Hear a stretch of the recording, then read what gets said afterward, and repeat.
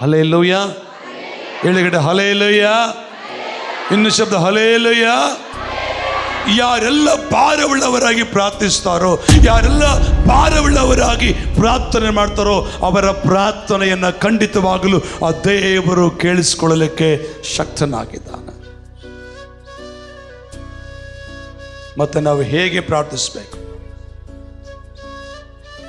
ದಾವೀದನು ಹೇಳ್ತಾನೆ, ಯೆಹೋವನು ನನ್ನ ಪ್ರಾರ್ಥನೆಯನ್ನು ಆಲಿಸು, ನನ್ನ ಭಿನ್ನಕ್ಕೆ ಕಿವಿಗೊಡು. ಹೇಗೆ ಪ್ರಾರ್ಥಿಸ್ಬೇಕು ನಾವು? ಅದು ಬಹಳ ಮುಖ್ಯ. ದಾವೀದನು ಹೆಂಗ್ ಪ್ರಾರ್ಥನೆ ಮಾಡ್ತಾನೆ?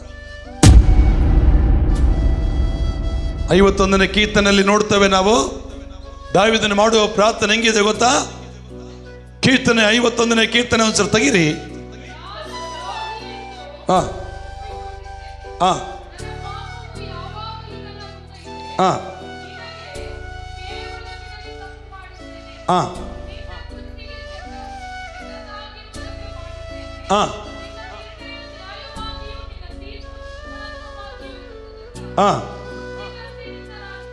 ಹುಟ್ಟಿದಂದಿಲಿದ ನನ್ನ ಪಾಪಿಯೇ, ಮಾತೃ ಗರ್ಭ ಹೊಂದಿದ ದಿನದಿಂದಲೇ ನನ್ನ ಪಾಪಿಯೇ. ಹಲ್ಲೆಲೂಯ. ಹೇಗೆ ಪ್ರಾರ್ಥಿಸ್ಬೇಕು ಗೊತ್ತಾ? ನಾವು ಮಾಡಿದ ಪ್ರತಿಯೊಂದು ಪಾಪಗಳನ್ನು, ತಪ್ಪುಗಳನ್ನು ಒಪ್ಪಿಕೊಂಡು ಪ್ರಾರ್ಥಿಸ್ಬೇಕಾ? ಹಲ್ಲೆಲೂಯ. ಕೈಗಳಿದ್ರೆ ಹಲ್ಲೆಲೂಯ. ನಮ್ಮ ಪ್ರಾರ್ಥನೆ ದೇವರು ಕೇಳಿಸ್ಕೊಳ್ಳೋಕೆ ಶಕ್ತನಾಗಿದ್ದಾನೆ. ನಮ್ಮ ಪ್ರಾರ್ಥನೆ ಕೇಳಿಸ್ಕೊಳ್ಳೋ ದೇವರು ತೆರೆದ ಮನಸ್ಸುಳ್ಳವನಾಗಿದ್ದಾನೆ. ಅದನ್ನು ನಾವು ಹೆಂಗೆ ಪ್ರಾರ್ಥಿಸ್ಬೇಕಂದ್ರೆ, ನಮ್ಮ ಪಾಪಗಳನ್ನು ನಾವು ಒಪ್ಪಿಕೊಂಡು ಪ್ರಾರ್ಥಿಸ್ಬೇಕು. ಒಂದು ಸಣ್ಣ ತಪ್ಪು ಮಾಡಿದ್ರು ಕೂಡ ಆ ತಪ್ಪು ತಪ್ಪೇ. Hello, hallelujah. ಒಂದು ಸಣ್ಣ ತಪ್ಪು ಮಾಡಿದ್ರು ತಪ್ಪು ತಪ್ಪೇ. ಅದಕ್ಕೆ ಹೇಳ್ತಾನೆ, ಒಂದೇ ಮಾತನಾಡಿದ ದಾವೀದನು, ನಾನು ಹುಟ್ಟಿದಾಗಲಿಂದಲೂ ಕೂಡ ನನ್ನ ಪಾಪಿನೇ, ತಾಯಿ ಗರ್ಭದಲ್ಲಿರುವಾಗಲೇ ನನ್ನ ಪಾಪಿ. ಅಂದರೆ ದಾವೀದನನ್ನು ಯಾಕೆ ಅಷ್ಟು ಆಶೀರ್ವದಿಸಲ್ಪಟ್ಟ ವ್ಯಕ್ತಿಯಾದನು? ದಾವೀದನ ಜೊತೆ ದೇವರು ಯಾಕೆ ಅಷ್ಟು ಅದ್ಭುತವಾಗಿ ನಡೆಸಿದನೆಂದರೆ, ದಾವೀದನ ಒಂದು ಸ್ವಭಾವ, ತಾನು ಮಾಡಿದ ಪಾಪಗಳನ್ನು ಒಪ್ಪಿಕೊಳ್ಳುವಂಥ ಸ್ವಭಾವ ಆ ದಾವೀದನಿಗಿತ್ತು. ಆಮೇಲೆ ಹಲ್ಲೆಲೂಯ ಹೇಳಿ, ಹಲ್ಲೆಲೂಯ. ಕರ್ತನಿಗೆ ಸ್ತೋತ್ರವಾಗಲಿ. ನಾವು ಹೇಗೆ ಪ್ರಾರ್ಥಿಸ್ಬೇಕು? ನಮ್ಮ ಪ್ರಾರ್ಥನೆ ಕಳಿಸ್ಕೊಳ್ತಾನೆ, ಅದರಾಗ ಅನುಮಾನ ಇಲ್ಲ. ನಂಬರ್ 1, ನಾವು ಮಾಡಬೇಕಾದದ್ದು ನಮ್ಮ ಪಾಪಗಳನ್ನು ಒಪ್ಪಿಕೋ. ನಾನು ಪಾಪಿ ಅಂತ ಒಪ್ಪಿಕೋ. ಪಾಪಿ ಅಂತ ಒಪ್ಪಿಕೊಳ್ಳುವವರ ಪ್ರಾರ್ಥನೆಯನ್ನ ದೇವರು ಕೇಳಿಸ್ಕೊಳ್ತಾನೆ. ನಮ್ಗೆಲ್ಲರಿಗೂ ಗೊತ್ತು, ಇಬ್ಬರು ಪ್ರಾರ್ಥನೆ ಮಾಡ್ಲಿಕ್ಕೆ ಬಂದವರ ಕತೆ. ಚಪ್ಪ ಯಾರು ಪ್ರಾರ್ಥನೆ ಕೇಳಿಸಲ್ಪಟ್ಟಲ್ಲಿ? ಯಾರು ಒಪ್ಪಿಕೊಂಡು ಪ್ರಾರ್ಥನೆ ಮಾಡಿದ್ರು, ಯಾರು ಪಶ್ಚಾತ್ತಾಪ ಪಟ್ಟು ಪ್ರಾರ್ಥನೆ ಮಾಡಿದ್ರು, ಅವರ ಪ್ರಾರ್ಥನೆಗೆ ದೇವರು ಉತ್ತರ ಕೊಟ್ಟನು. ಅದಕ್ಕೆ ಬದಲಾಗಿ ಉದ್ದವಾಗಿ ಲಿಸ್ಟ್ ಮಾಡಿದಂಥ ವ್ಯಕ್ತಿಯ ಪ್ರಾರ್ಥನೆ ದೇವರು ಕೇಳಿಸ್ಕೊಳ್ಳಲಿಲ್ಲ. ಸುಂಕದವನ ಪ್ರಾರ್ಥನೆ ದೇವರು ಕೇಳಿಸ್ಕೊಂಡು ಉತ್ತರ ಕೊಟ್ಟನು. ಕಾರಣ ಪಾಪಿ. ಹೇಳ್ತಾನೆ, ದೇವರೇ ಪಾಪಿಯಾದ ನನ್ನನ್ನು ಕರುಣಿಸು.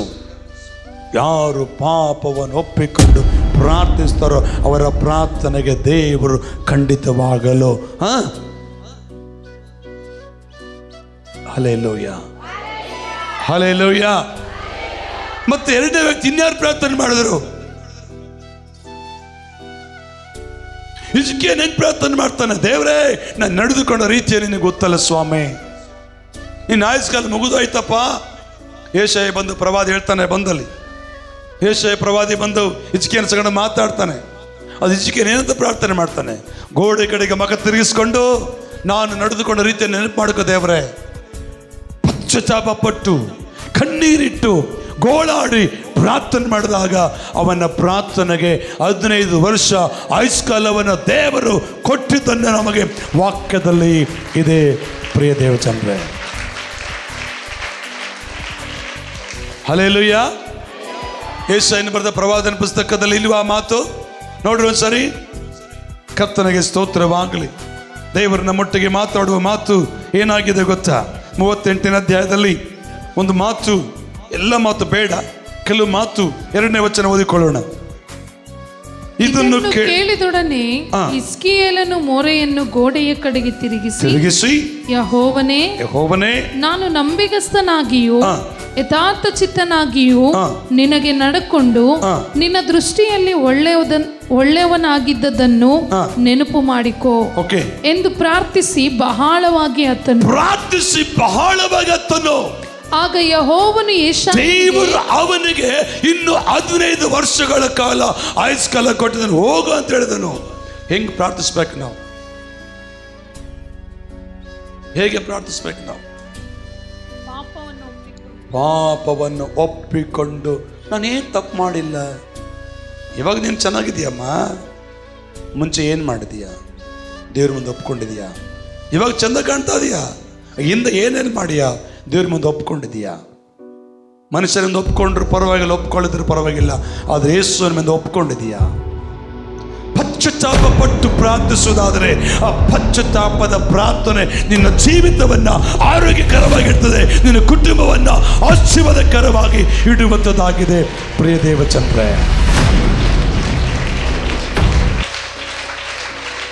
ಆಮೆನ್. ಹಲ್ಲೆಲೂಯಾ.